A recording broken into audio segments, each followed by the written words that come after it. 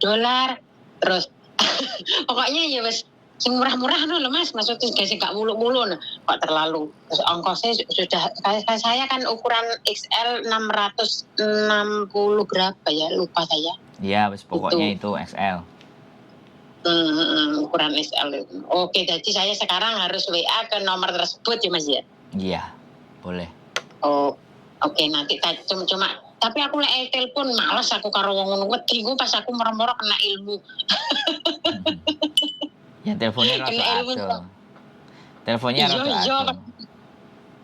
Gue moro-moro iya kan nggak tahu kan sekarang katanya tunggu saya nggak tahu ya Mas ya katanya kalau lewat telepon aja bisa lengket katanya gitu. Iya. Enggak lah. Makanya bismillah dulu kalau telepon. Bismillah, coba aja putai asu gitu. Oke.